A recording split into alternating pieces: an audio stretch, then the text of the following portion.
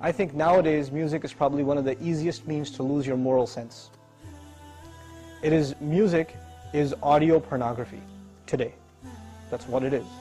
It's explicit, it's shameless, it's vulgar, it takes your sense of humanity away from you, it makes you look at women as objects, worse than animals. And these people are talking about women like they're talking about, an animal, really.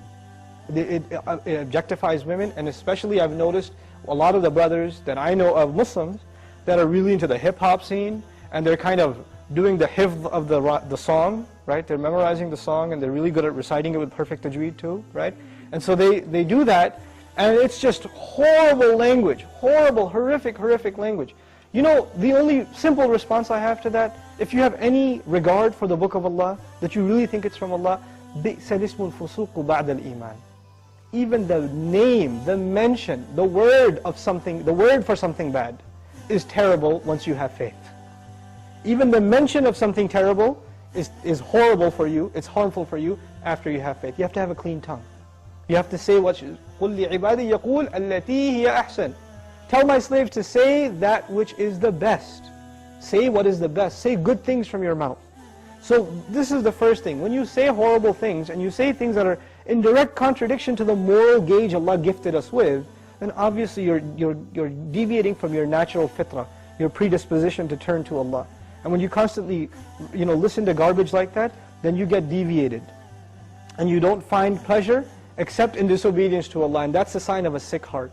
So one has to distance themselves from this. This is the first step. And I'll tell you, this is my personal measure, this is not a fatwa, it's my personal analysis, you don't have to take it. But if a person finds listening to the Qur'an annoying, after they've been listening to hip-hop and this and that for a long time, and as soon as somebody puts the Qur'an on in the car, you know what to say? Oh man, turn that off, man, I don't want to, I just want to talk.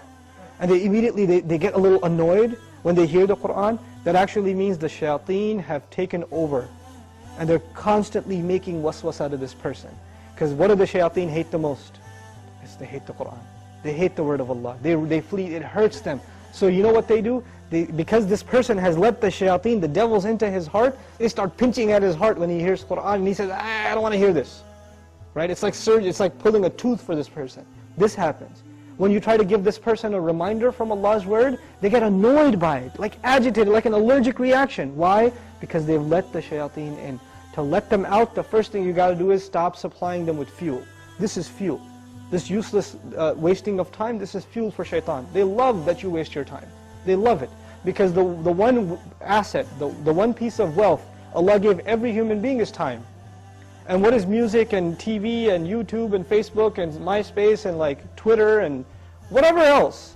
If you're spending hours and hours and hours on this stuff, what is it except destroying your time? It's taking that one asset away from you. Shaitan would love nothing more. May Allah subhanahu wa ta'ala give you the strength to get away from these temptations. My advice that I keep going over, I can't get enough of giving this advice, find better friends. Find company that is not into these things and try to spend more time with them, and inshallah you'll wean yourself off of these habits. Bi'idhnillah.